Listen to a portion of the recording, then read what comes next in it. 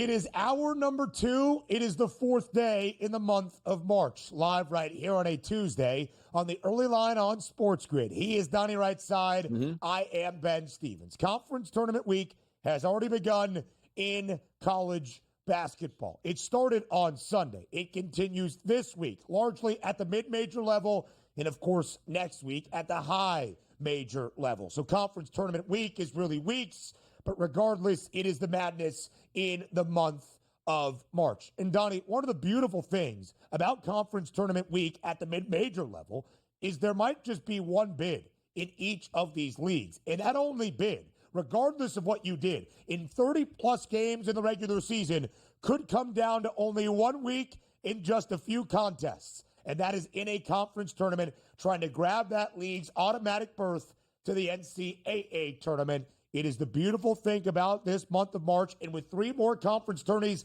starting on this Tuesday, we break it all down to start off hour number 2.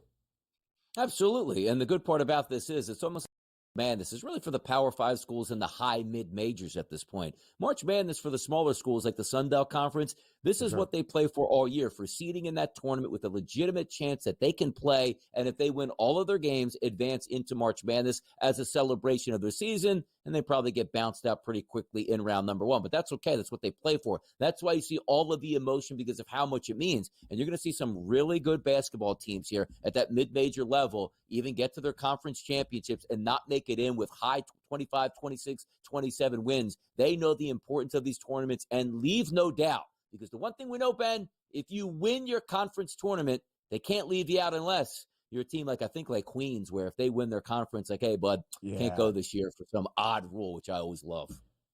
It is, to me, it's my least favorite rule, either in FBS college football or here at the D1 level. It is the transition rule. It is absolutely archaic and asinine. In college football, it's a 2-year transition period. Because how could you ever prove that your program is sustainable at a different level if you perform well in the biggest games of the year? It is a 5-year transition period in D1 men's college basketball. It blows my mind. In Queens University, who is marching on after knocking off Dunk City last night to a semifinal appearance in the A-Sun tourney, if they were to...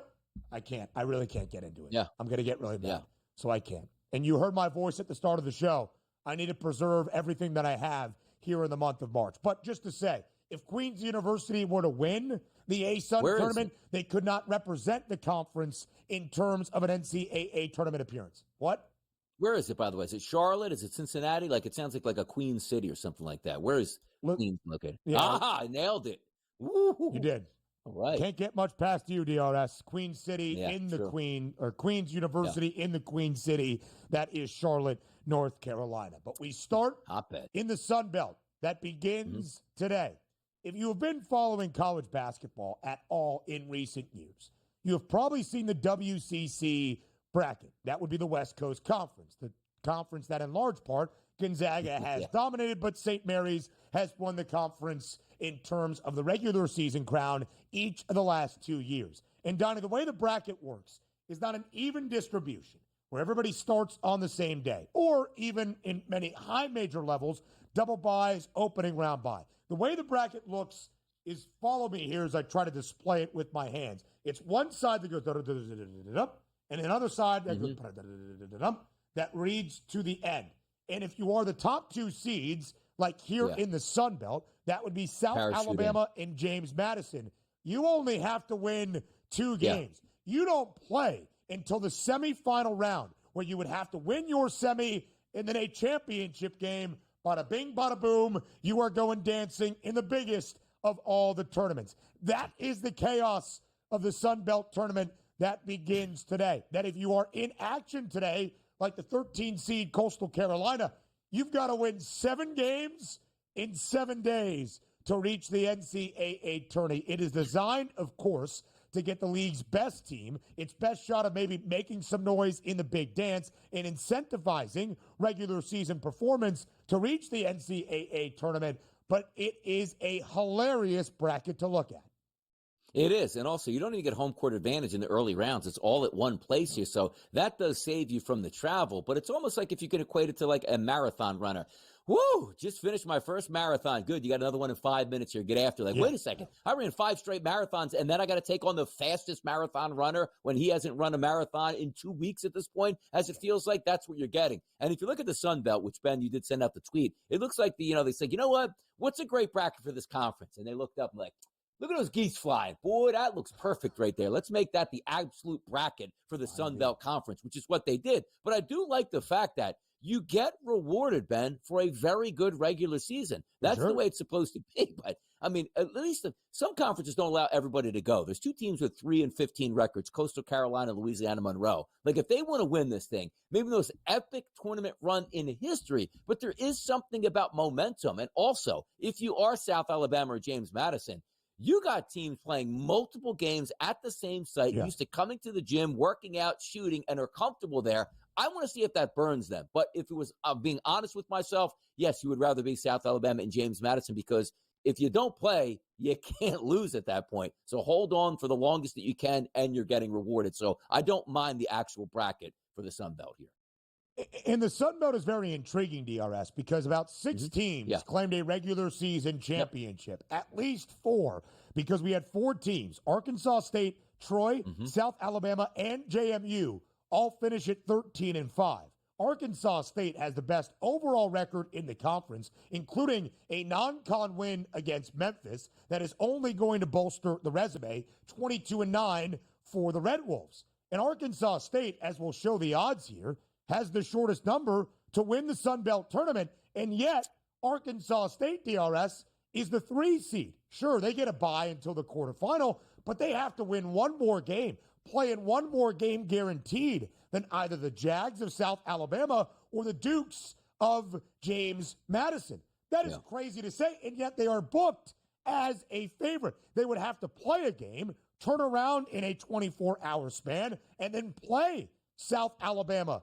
I believe it would be South Alabama in that spot. That is the craziness of how the Sun Belt tournament works, where the team that maybe has the best overall record in the conference and finished in a 4-way tie, technically just based on mark at 13-5, is the favorite, but they are not the 1 seed, and it's not like those top 4 teams all just earned a double bye like we are going to see in the Big Ten tournament next week. No, you're right. And also, just look at the seeding. I have South Alabama 1, James Madison 2, Troy 3, and Arkansas State 4. As it's listed in the bracket here. Yeah. But same thing, same setup. You have to win the same thing as the number 3, which is why I look at this when you have the 13-5, 13-5, 13-5, 13-5. Sometimes things don't break against you. But as I just pointed out, there is something to be said about Arkansas State and Troy, Ben, getting a team that they're probably better than, playing on that court here and winning a basketball game, and I call it the slingshot. Your vibes are good. You probably shot well. You want to get right back out on the court, where South Alabama and James Madison haven't played yet on that court just yet, and maybe not as fresh as they should be, because this tournament's been rolling on for days and days and days, and you're not getting that live look that you would, let's just say, in regular conference play throughout the season. So I take a look at Troy at a 4-1 price, if you're not going for the ultimate 1 or 2 seeds here, shooting 50% of their total attempts from three-point range, which means if they get hot, they can beat anybody, and also very good at getting to the free throw line. And also, once again, not the 1 or 2 seeds, looking for that slingshot performance where they can beat the winner of game number 8, get the vibes good, and then maybe catch James Madison on an off night and find yourself in the final with a 4-1 ticket here with a great hedging opportunity. And the Red Wolves, that being Arkansas State, despite being the 4 seed, the most efficient offense in conference play within the Sun Belt this year. However, I will say 0-3 in 3 games, 2 against South Alabama and 1 against James Madison in conference action, not covering in any of those. A little bit more on the Sun Belt, and then we'll move on to, I believe, the Horizon up next. Just one final point about the Sun Belt tournament odds. Arkansas State is the 4 seed and yet booked as the favorite, as we spelled everything out. A 2-1 price on the Red Wolves. DRS, they are 13-5, both straight up in Sun Belt conference tournament action or conference action this year, and 13-5 against the spread. All 13 wins, a cover for Arkansas State. All 5 losses, a non-cover, including 3 of those 5 conference losses against the top 2 seeds in the tournament, South Alabama and James Madison. Troy there at a 4-1 number, and then you see that shelf in the very, very large drop-off, having a 5x that price for Troy to get to anybody else around the conference, because even Troy as the 3 seed, they get to buy all the way to the quarterfinal in the run that you have to go on. But, Donnie, you made this point, right? If you are Arkansas State, you will get a game under your legs in the conference tournament before you match up, if you do get a win, against that top overall seed in South Alabama. March is about madness. March is about momentum, especially in conference tournaments. No, it really is. And you take a look at kids, back-to-back games, they can play. Maybe even on a third game, okay, but some of those scenarios where they get 4 and 5 games in, those legs will eventually give out. But understand this, too, same building, which is key. So if you are going to look to make that run, you're not going from this state to the next state to another state to then a convention center somewhere. It just makes it a little bit easier, and maybe you can just get hot at the right time to get used to playing on that same court, and maybe that'll affect it on the way out. So we'll see how it plays out. A fun tournament nonetheless, but it would be interesting to see if a team that's so bad could win 7 straight basketball games against better opponents every single. Like you're playing almost like an old Nintendo game back in the day. Like you got to face the bully at the end of each stage 7 times in a row. Goodness gracious. I mean, it is a gauntlet, to say the least. All right, let's get to the Horizon League tournament that also starts on this Tuesday. 11 teams in the Horizon League. Everybody qualifies for the conference tourney. Not quite the crazy gauntlet that the Sun Belt is, a little bit more usual and based on what we have seen. Robert Morris, the regular season champion in the Horizon, the number 1 overall seed, a plus 260 price for the Colonels. As you see Robert Morris there, or the Colonials, I should say. So you have Robert Morris at a plus 260 number. Milwaukee not all that far behind at plus 280. And, of course, DRS, many people will remember the Oakland Golden Grizzlies in the Jack Golke game under Greg Kampe, who has been Oakland's head coach for more than 4 decades, knocking off Kentucky, the champions of the Horizon League a year ago. A 17-1 price on Oakland this time around. They're the 6th seed in the tournament.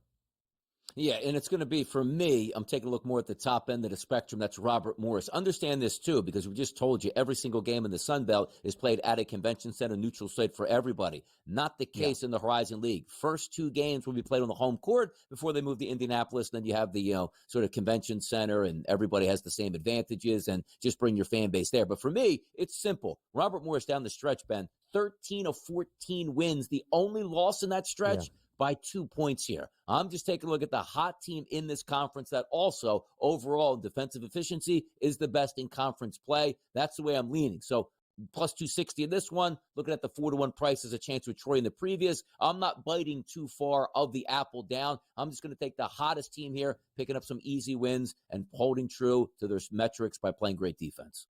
Yeah, absolutely so. In DRS, Robert Morris is the best defense in Horizon League play throughout the year. The best offense is Cleveland State, who can get hot and get on a run as well. You see these numbers, much more compact, of course, than we saw really in the Sun Belt. We had those 4 teams at the top, but this would be more of your standard, let's make a run and get hot at the right time. Because as you look around the Horizon League and what this conference tournament bracket is going to be, Donnie, those 3 teams at the top, Robert Morris, Milwaukee, and Cleveland State, they get a bye all the way to the quarterfinal round, and then they would only need a couple of victories to claim that automatic berth to the NCAA tournament. That is the beauty of what we see here in conference tournament actions. A couple of wins, and you get that nod to the big dance. It starts this week. And to Donnie's point, one of the beautiful things about conference tournaments, as well as we have seen in the A-Sun, who is about to make a move to a neutral site for their conference tournament a season from now, those home floor advantages and how rocking the atmospheres are, that also goes in the handicap as well. Yeah, it does. Of course it does, because most teams in college basketball, you look at the home and away splits here, they're crazy for the home team. Why? Because the travel arrangements aren't a 4-star, 5-star charter jet with an unbelievable place to stay. You're rested and ready and everything at your fingertips. Some of these conferences, you're taking long bus rides here on weekend sweeps and say, boy, I'm just happy to actually make it to my destination, let alone play tremendous basketball. So it does play into it. And if you're the higher seed, you're going to get some home court advantage to start out. That's the way it's supposed to be. Help your better teams get into the conference tournament, and a lot of these conferences understand that. Yeah, absolutely. You got to get those people into the conference tournament, have them be in the best position to make that run to the big dance, and then the entire conference benefits from a fiscal perspective. And if you pull off something like the Golden Grizz did a year ago under Greg Campy, led by Jack Golke, then you have an opportunity to become a March legend forever. Well, also, by the way, Alvaro Fulgaris, he is the Horizon League Player of the Year. He plays for Robert Morris, who is the number 1 overall seed. 15 wins in conference play this season. DRS, let's move our attention from the Horizon League to the Patriot League, where the Patriot League has recently been dominated by Colgate, plus 370 for Colgate. But they are not the number 1 seed this time around. That would be the favorites you see there. Bucknell plus 110. Colgate not even a top 2 seed. American University at plus 290, 2 seed in the Patriot League tournament. Yeah, here's the key to this one, Ben, right? All of the games are played at the higher seeds home gymnasium. So you take a look at that Bucknell price and say, oh, that's cheap at plus 110. Why is it so extensive? Well, if you look at Bucknell, unbeaten in conference play at home this season. So you just sort of play out the metrics. Good basketball team at home the whole time. Haven't lost all season. Yeah, there's a good chance they win the Patriot League this year.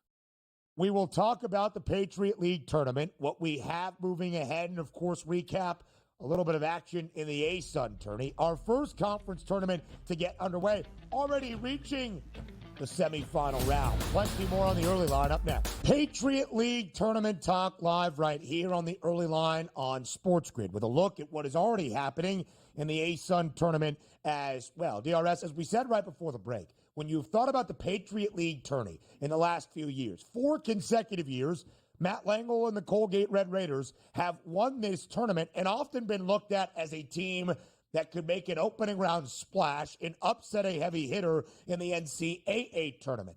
In the last 5 tournaments we have seen, Colgate has represented the Patriot League. They did not win the conference tourney back in 2020, but of course, as we know, no big dance that year. So 5 consecutive trips to the NCAA men's tournament for Matt Langle and Colgate. This year, though, not the favorite, not the 1 seed, not the 2 seed, a 10-8 record in Patriot League action, and the 3 seed with that 3rd best price. Still shooting the 3 well, still taking a lot of threes. That is the staple of Colgate basketball. It just hasn't been nearly as crisp this year. And as you said, Bucknell perfect, undefeated in Patriot League play, very deserving of that number 1 overall seed and that short plus 110 price. Yeah, and again, everybody's going to be home now, so the higher seeds, so keep winning, keep staying at home at this point. And Bucknell, 13-5 in conference play, got the tip over American, who is also 13-5. But how about this? You want a little, let's just say, / trivia here for Colgate? Please. You want to give you a little trivia for them? All right. Did you know, in the mid-1990s, your boy, Donnie Rightside, played a summer of travel baseball with Matt Langle? How about that? So maybe can I reach out, maybe get some insider information from the guy? What do you say? Could do it. You don't say, there you go. Yeah, it's pretty good impressive second stuff. Baseman he was. By the way, yeah, good second baseman and a good basketball coach. And as Donnie clarified right there, Bucknell undefeated at home in Patriot League action, 13-5 overall. They are very good, Bucknell, in terms of what they can do defensively, and of course, we'll see if your guy Matt Langle can make another Red Raiders run for Colgate here in what would be now the Patriot League tournament. Robert Morris, by the way, back to the Horizon League, one of the best covered teams in the country. 3 teams at the D1 level around men's college basketball covered in at least 80% of their conference games this year. UC San Diego, under Eric Olin, who is absolutely incredible out in the Big West, 16-2 against the spread. Florida A&M in the SWAC, 14-3 ATS. And Robert Morris, the Colonials, 16-4 against the number in Horizon League play this year. And one of the beautiful things, DRS, not just betting the conference odds overall for what that tournament action is going to look like, but make sure you know those trends in game-by-game odds so you can profit as many times as possible with some of the best teams at the mid-major level this year in college basketball. Exactly. And what I've been telling you all season long, like versus like competition. This is the final week for like versus like competition where these teams stand up in conference play, the statistics against individual teams. Because you look at the Patriot League, the offensive rating, if you're looking at KenPom, everybody looks like they're really bad. But you know what? They all play each other, so you don't have to worry about how they match up against Clemson, Duke, or Texas A&M. You know exactly how they match up against each other, and also pointing out, understanding the flow of these conference tournaments. We already went over multiple things where, hey, look, we're going to really prop up the 1, 2, 3, and number 4 seeds. And if you want an underdog, you have to win 5 games in a row just to get there. And understanding leagues like the Patriot League, every single game is on the higher seeds home court. Those things matter when you're handicapping all the way through, and use them to your advantage. Bucknell won 9 of their last 10, 6 straight in Patriot League action. They covered in those 6 wins in a row and in their last 9. Bucknell, by the way, did play 4 high major programs this year. Maryland, Gonzaga, Kentucky, and Syracuse.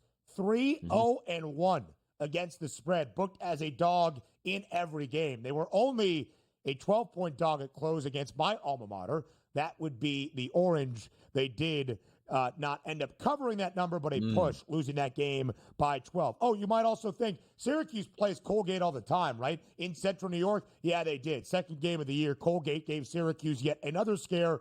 Syracuse only winning by 2. The Red Raiders covering as a 12-point dog. Fun fact about Colgate for Donnie, he played travel baseball with Matt Langle, their head coach. Fun fact for me, on a golf trip this year up in Central New York with a couple of my college buddies, he played Colgate's college course. Great time. Beautiful area. How about that? Great times. Who won? As always. DRS. Who did end up winning the champ? Not me. I played okay, though, from what I remember. A-Sun, by the way, our semifinal matchups, the 2 top teams yesterday. Lipscomb, big victory over Central Arkansas. North Alabama, blowing out Austin P in Florence, winning by 26 points. The coach, JY, James Young, joins us up next. It is the month of March. It is a glorious time in the sports calendar, certainly in basketball. And that is why our coach, James Young, JY, is here for the entirety of the final second half hour of this second hour to stop in college hoops, recap what we saw last night, go around the association, set the stage for a big Tuesday night, and, of course, the stretch run of this regular season in the NBA. JY, we appreciate the time, as always. Thanks for being here on TEL. We have hit March, Big Ten, Ben. Big Ten game last night, big win by UCLA. But what a time! It's March. It's all ball. Yeah, a ref swallowing a whistle when Nick Martinelli was absolutely hacked as Northwestern tried to make their comeback in the final 3 minutes. UCLA does get a road win in Evanston by 4. Let's get to the ACC, JY. Duke, only 1 conference loss, only 3 L's the entirety of this year. 27-3. The record for John Shire and the Blue Devils now in year number 3 for Shire at the helm in Durham. Led by a huge performance in maybe, and probably not maybe, more than likely his final game inside Cameron Indoor. That would be Cooper Flagg. 4th consecutive win for Duke by at least 33 points as they absolutely blow out Wake Forest 93-60. Does it burst the bubble for the Demon Deacons? Perhaps. Duke, a 20.5-point home favorite. They cover that number. JY, there are so many things that we can highlight when it comes to the way the Blue Devils have played basketball, especially in ACC play. What stands out to you most about how dominant Duke has been in conference action? They crush you both sides of the ball. And I think that's an important thing to understand. A team, Ben, that's one of the slower teams in the country. Folks, Duke had 2 points in the first 6 minutes of the game. They scored 91 in the last 34. Like, it was amazing how once they settled in, they got everyone involved. And I thought that was what I saw last night. We'll get to Cooper Flagg and his stats last night because they were tremendous. But Knapple gets you 17. Proctor gives you, 12. Gillis, a transfer from Purdue, gives you 11 off the bench. Evans gets you 8. Ben, they overwhelm you. And they overwhelm you because Cooper not only can score, but he can get other people involved and create shot opportunities. You saw every time that he drove the ball to the basket, Coach Forbes, they just loaded up on him. And this guy just continues to just make smart decision out of smart decision. And if you're Wake, you can't get outshot 47-33. You can't get outmade at the three-point line, by 15 or so points. And you can't give up more shots. You got to control the tempo. They did a good job in the first 6 minutes, but Ben, unfortunately, you got to play a full 40 with this Duke team right now. Let's keep it with Duke right here, Coach, because it's very interesting. It's a high major conference in the ACC. Is it the best talent that we've seen top to bottom? No, it's not. But still, quality opponents on a night-to-night basis. You see that loss on the road to Clemson, 77-71, and then it seems like they hit the afterburners. Can we trust this stretch of games with the Duke Blue Devils heading into the ACC tournament and March Madness? Or is it something that is like sooner than later, they're not going to have their A game every single night, which it seems like, Coach, they always do. They have staying power because they defend. That's the key thing. They defend, and they defend at a ridiculously high level, Donnie. And when your best player, the number one pick in this year's draft, is your best defender, it's easy to get everyone else to buy in because Cooper's bringing it on the defensive side of the floor. I mean, listen, if they were to give out Defensive Player of the Year in college basketball, it's Cooper Flagg. It's Cooper Flagg for what he does, raising everyone's game. And we talked about Jon Scheyer quickly.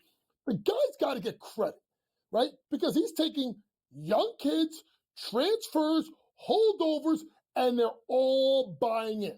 And that's the key. When you develop these rosters, guys, it's roster construction becomes important. You can't just go like Cal and just go get transfers and go get all guys that are high major kids. You got to get guys that fit that and want to play together. And Jon Scheyer, along with Johnny Lucas, who probably will be the next coach at Miami, have mastered that at Duke. Yeah, they absolutely have. And often you think about a freshman construction for a team making a deep run in March. In the one-and-done era, it hasn't been overly successful in claiming a national championship in large part. This Duke team, not just the outstanding freshmen, but some veterans there as well. Tyrese Proctor, Mason Gillis, the Purdue transfer, who helped the Boilermakers get to the national championship game a season ago. Malik Brown, the Syracuse transfer. Sion James, so many players for this team that can contribute in a variety of ways. But of course, a focal point here in the month of March. He is already a household name. If Duke makes a deep run, will become even a bigger superstar. That would be Cooper Flagg. 28 points, 8 boards, 7 dimes, 3 made threes, 3 blocks, 2 steals last night. Almost out of breath for just reading Flagg's stat line. And JY, the outstanding freshman, has now become the front-runner and the odds-on favorite once again to win the Wooden Award. They have gone back and forth, these two guys, Cooper Flagg and Auburn's Johni Broome, the last 2 weeks. When this season is done and all is said and done, who wins the Wooden Award in men's college basketball? It should be Cooper Flagg. I mean, if you think about it, guys, he's had 7 straight games where he shot at least 50% from the floor. 6 straight games where he gets you at least 10-plus rebounds plus assists, and he's a top defender. Leads the team in scoring, leads in assists, leads in rebounds, leads in blocks, leads in steals, and shoots at 83% from the foul line. That's nothing to take away from Johni Broome, who is obviously first in all 3 categories of points, rebounds, and assists. To me, it is the way Cooper has completely turned it on. I mean, that performance last night was so sensational because he gave you all that and the damn bag of chips by his performance. And he dominates on both sides of the ball. And when I say they run their offense through them, and I want people to understand this. This kid, with the ball in his hands as much as he is, as a 6'8" forward, folks, do you know that he's got a 2-to-1 assist to turnover ratio? Like, I don't think that makes sense to a lot of people, that a guy that's a small forward who has to initiate the action with the amount of pressure he has on him has the ability to give you 2-to-1 assist turnover ratio. He basically is getting you as many steals as turnovers. That's wild, Ben. He's been fantastic. He's been the best player in the country overall. Nothing to take away Johni Broome, but Cooper has been the goods. Two great basketball players, 1 and 2 in the country, probably in the Wooden Award, 1 and 2 in the country with the respective teams, Coach. But how about that number 3 team in the country, 18-1 in the Big 12, clamping down on defense with the Kansas Jayhawks last night in a 65-59 victory. Kansas shot better from the field, shot better from the three-point line, and from the free throw line, and still lost that game. It shows the many ways the Houston Cougars, Coach, can win basketball games, and that was on display last night. The Warden, a.k.a. Kelvin Sampson, had his prison guards all ready to go. And you made good points, Donnie, but there's levels to this, right? So when you think about this, how about the fact that Houston got 26 more shots up on the basket than obviously Kansas? You can look at the fact of Houston's guard play, Uzan, Cryer, Wilson, Sharp, 54 points. Smart play, by the way, by Kelvin Sampson, bringing him off the bench, Emmanuel Sharp. He's got to get going from the ankle injury. But here's the key.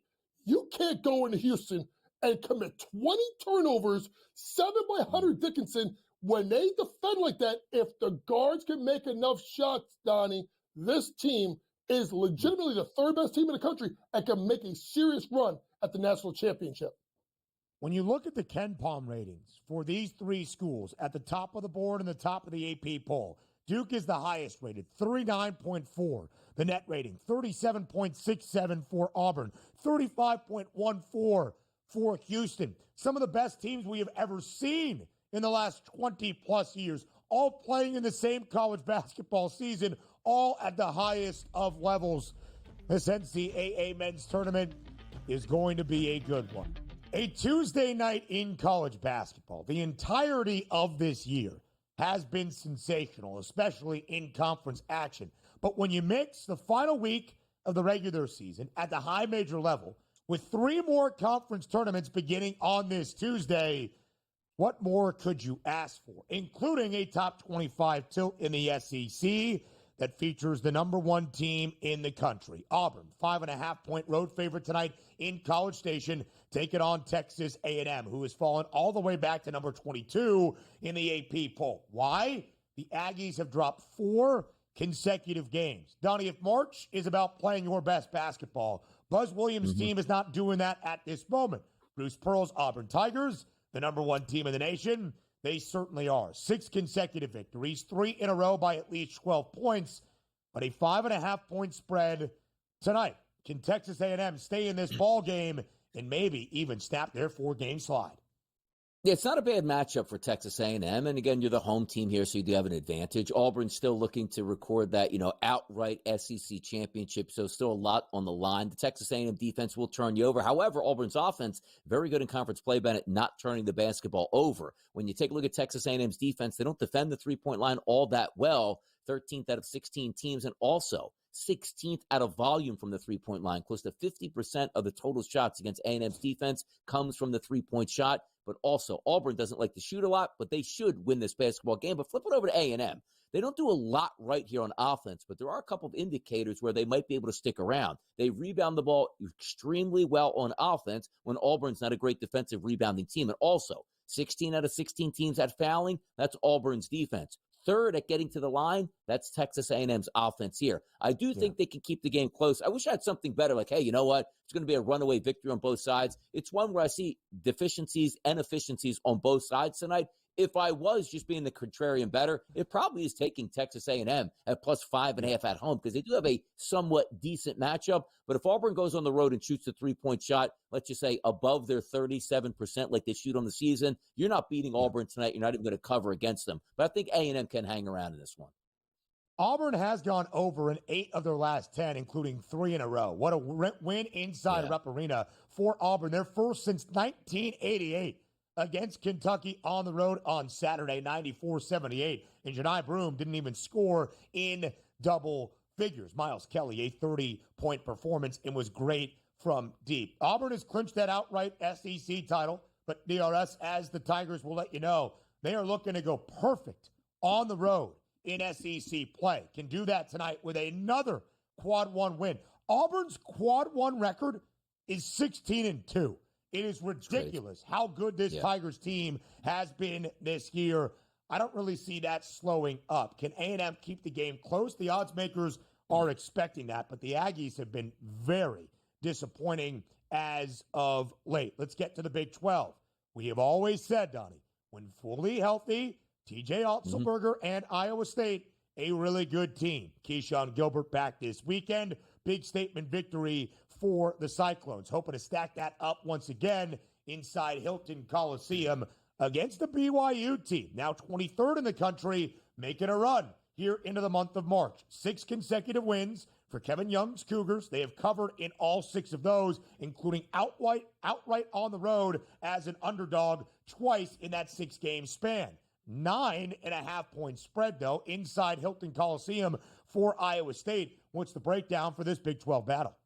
Yeah, it's an expensive number. BYU's a good basketball team, in particular on offense, number 1 in conference play at efficiency. They can move it here, which includes they love to shoot the three-point shot. Almost 48% of their total shots come from three-point range. But Iowa State's defense, no slouch, number 2 overall in efficiency. But this game is going to be won on offense here by Iowa State. The one thing Iowa State does a little bit too much here, Ben, is turns the basketball over. Good for them. BYU's defense, 10th in conference play overall in efficiency and 12th in conference play at turning you over. The three-point shots will be there because BYU will let you shoot those. Healthy back in the lineup, that starting lineup for Iowa State. I look at this game and say, all right, if BYU can have a good offensive performance, which I'm hoping, that'll push Iowa State even more on offense themselves. 79.5 earlier today was that team total here for Iowa State. I believe they play into the 80s tonight with a victory. Not looking really for a cover from my side, but I do know that BYU can get hot, maybe pull the upset. Just give me the points here with Iowa State. They'll get into the 80s themselves. We'll let the less remain. I think it's a great look, DRS. I lean to the over as well. BYU, as we mentioned, winners of 6 straight. And because of an offense that is shooting so well from 3 right now, know the name Richie Saunders. He has done some great things for the Cougs. That's not even their top guy in Yegor Demon, who has been really good this year as well. DRS, when you look at BYU, over in 8 of their last 12, and with a fully healthy Iowa State rotation, Keyshawn Gilbert in his 2nd game back. Milan Momcilovic has been great this year. Give me some points tonight in Ames, Iowa. I really like that look. Let's go around the nation in college basketball. Teams that are ranked in the top 25. Number 16, Memphis, with a road win tonight at UTSA, can clinch at least a share of the AAC regular season crown, their first conference title in more than a decade, if they beat the Roadrunners of UTSA in San Antonio. 8.5-point spread in favor of Memphis. Purdue trying to hold on to a double bye in the Big Ten tournament. Double-digit favorite against Rutgers at home. The Boilermakers snapped a 4-game slide with a home victory against UCLA on Friday night. Kentucky, DRS, leaking a little bit of oil here, trying to play their best basketball, going against one of the worst teams in the SEC. LSU, only 1 quad 1 win this year. Double-digit favorite inside a Rupp Arena.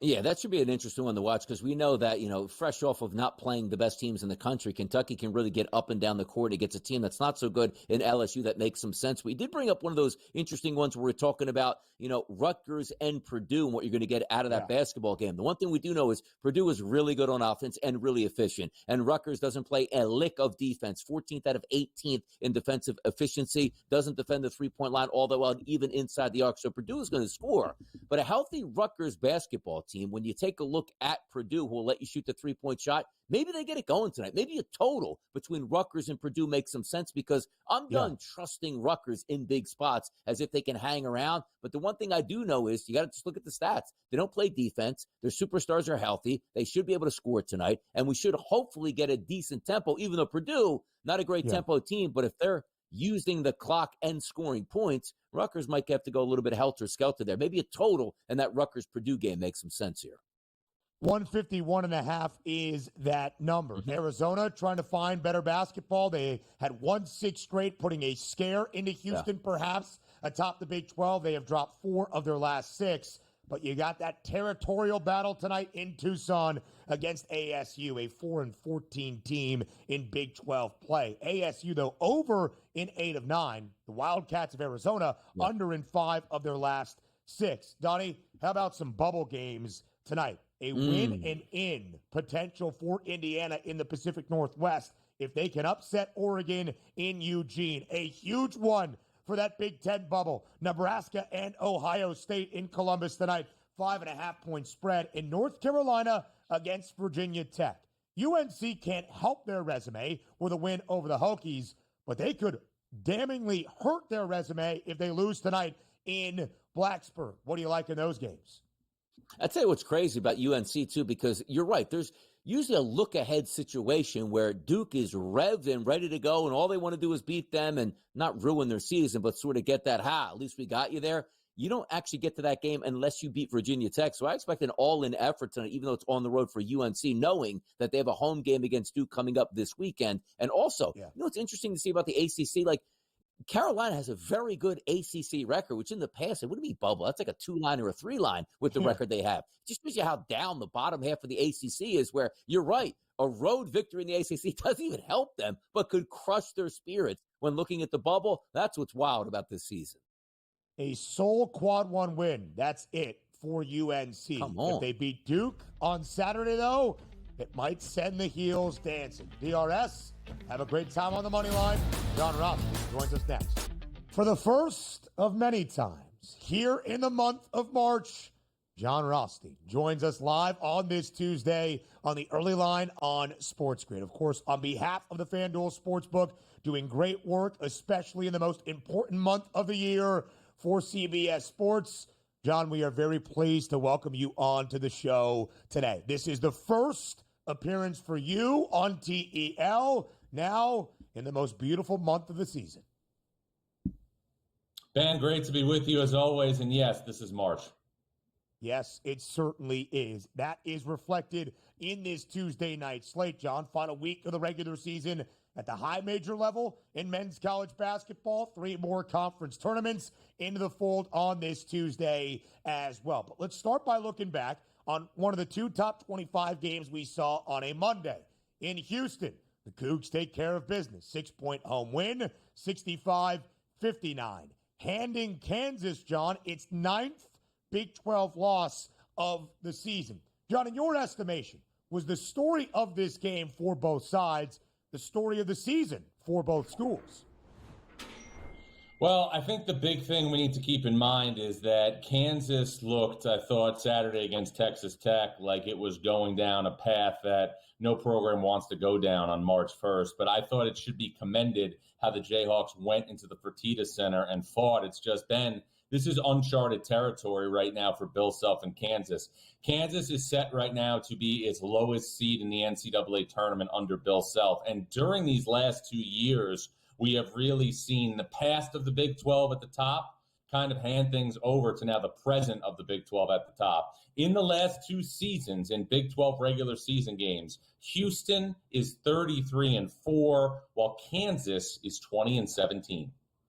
It is crazy to see, Jon. Kansas has lost more than 8 Big 12 games in 2 consecutive seasons for the first time since 1981-82, and then the following year in 82-83. The Jayhawks did not make the big dance in either of those 2 years. They will make the NCAA tournament this year, but as Jon shared, one of a seed line for Bill Self and KU they are not used to seeing next to their name on Selection Sunday. Let's get to this fabulous Tuesday night slate in college basketball. The number 1 team in the nation, Auburn, on the road against number 22, Texas A&M. 5.5-point spread, Jon, in favor of the Tigers. If March is about playing your best basketball, Auburn is doing that. 6 wins in a row, their last 3 by at least 12 points, and started off March with their first win inside a Rupp Arena against Kentucky since 1988. How exactly is Auburn trending to playing their best basketball in the most important month of the year? Well, we have seen Auburn be in a situation where it does not need certain players to play well for the Tigers to beat some of the best teams in the country. It's the totality of the parts for Auburn, which is really what makes it right now the dominant team in college basketball and obviously the lock to be the number 1 overall seed on Selection Sunday. Johni Broome is the player I'm going to vote as my National Player of the Year, but the Tigers are much more than one man. 9 points, only a couple of rebounds for Johni Broome, despite a 16-point win in Lexington on Saturday. And, Jon, you took the words right out of my mouth. As we look at the Wooden Award odds currently on the FanDuel Sportsbook, after a sensational performance and perhaps, and more than likely, his final game inside Cameron Indoor, Cooper Flagg, now the minus money favorite to win the Wooden Award on FanDuel at minus 180. Why do you give Johni Broome the edge? Well, it's real simple, and this is not to obviously diminish what Cooper Flagg has done during his season at Duke as a freshman, but the SEC is the best power conference that we have seen, of our lifetime. And I don't think that's really, an observation that, should not be taken lightly. And I think the ACC, you can say unequivocally, is the worst ACC that we have seen in our lifetime. Auburn has also played the most difficult non-conference schedule in the history of Auburn's basketball program. With all things considered, when you consider the schedule that the Tigers have played, that is the firm reason why Johni Broome, to me, is the National Player of the Year and not Cooper Flagg. It sounds pretty easy to say, John, best player on the best team, but that is what Johni Broome has been for Auburn this season. 16-2, the record for the Tigers in Quad 1 games. John, you know my rule. In important times on the calendar, especially in the month of March, if you need to go because the phone is blowing up right now and you got some news that you need to share, you always have my word. You can do that. That was not a breaking news call. I was dealing with that about a half an hour before I got in the air trying to cover the Utah search, so I can shed some light on that for you now. I tweeted this at the top of the hour. Dallas Mavericks assistant Alex Jensen is a primary candidate to fill the head coaching vacancy at Utah. No offer has been made to Jensen yet, a primary candidate to replace Craig Smith. Jensen played for Rick Majerus on the 1998 team that went to the national championship game at Utah and was also a longtime assistant for the Utah Jazz. So no offer has been made, but I can confirm and am reporting now that Dallas Mavericks assistant Alex Jensen is a primary candidate for the head coaching vacancy at Utah.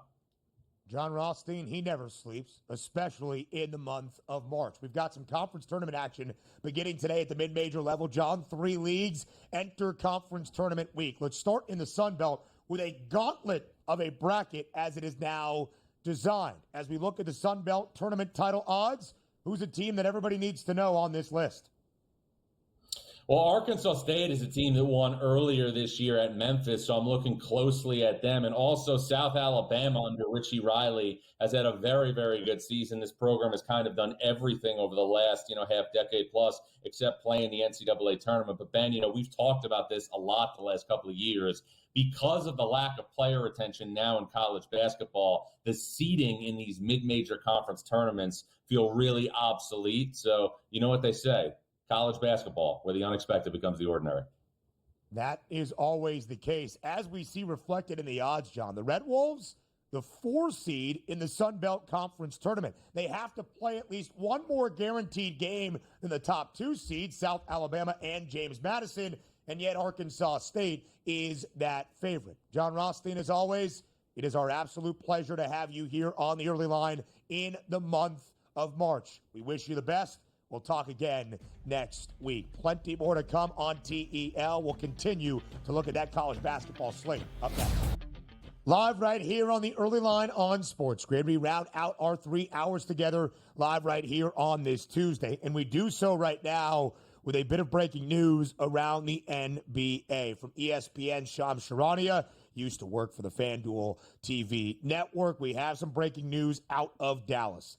Dallas Mavericks All-Star Kyrie Irving has suffered a season-ending torn ACL in his left knee. Sources tell ESPN. Of course, it was Kyrie last night going down awkwardly in the Mavericks game at home against the Sacramento Kings. He walked to the foul line with tears in his eyes, shot both free throws, and then exited after only 9 minutes of action. The Mavericks quickly came out and called it a left knee sprain. Obviously, that was not the extent of the injury. Kyrie Irving has suffered a season-ending torn ACL. Not good news for Dallas. Frankly, it has not been a fun month for Mavericks basketball. You trade away a beloved superstar in Luka Doncic. The fans absolutely revolt. The guy that you acquire in the deal, Anthony Davis, still playing at an all-NBA level, injured in his opening game after putting on a sensational performance inside American Airlines Arena. He's out for the foreseeable future, although AD should return before the playoffs and postseason do begin. And now you lose Kyrie Irving. On the day the Mavericks released at least an update upping season ticket prices. It is a franchise and an organization that has lost the plot in terms of their fan base. Now, that has nothing to do with the injuries to AD nor Kyrie. We wish them the best in their recovery, but it's just a sign of the times for this Mavericks franchise and how bad things are getting. Dallas still comfortably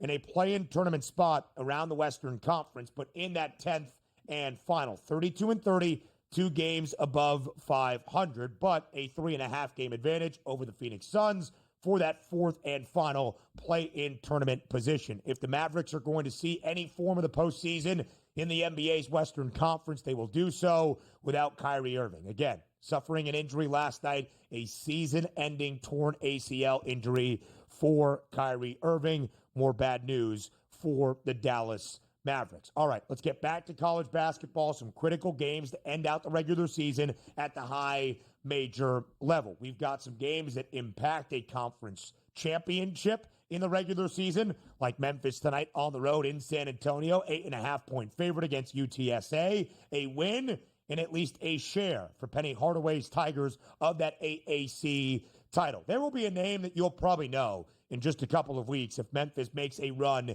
in the big dance. PJ Haggerty, one of the best guards in the country. He has scored 20-plus in 3 consecutive for Memphis entering tonight. I agree with Donnie Rightside, who said we should see some points tonight inside Mack Arena. 151.5, that number for Purdue and Rutgers. Kentucky trying to find its best form here in the month of March. Same for Arizona, who has dropped 4 of its last 6. Big game tonight against Arizona State in this matchup. Mississippi State also playing some really bad basketball. The fact the Bulldogs are even still in the AP top 25, kind of beyond me. 7.5-point spread in favor of the Bulldogs. They were blown out by more than 30 points last week against Alabama. At home tonight in Starkville, 7.5-point favorite against Texas. The Longhorns, in terms of ESPN Joe Lunardi's latest bracket projections, part of a group that is known as the first 4 out. Texas trying to play its way back into the NCAA tournament. A road quad 1 victory tonight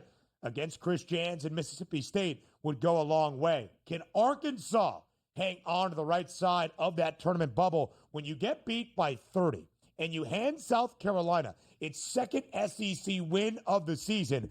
I think you should be automatically eliminated from NCAA tournament conversation. Arkansas right now on FanDuel, minus 110 to make the big dance. 6.5-point spread in favor of Vandy at home tonight against the Hogs in Nashville. That a bubble game, as are these. Oregon, 6.5-point favorite against Indiana. The Hoosiers pull the upset tonight in the Northwest. Mike Woodson is leading IU dancing despite being forced out in Bloomington. Bubble implications for both the Buckeyes and the Huskers tonight in Columbus. Ohio State, minus 160 right now on FanDuel to make the big dance. Nebraska, after a costly home loss against Minnesota on Saturday, plus 210.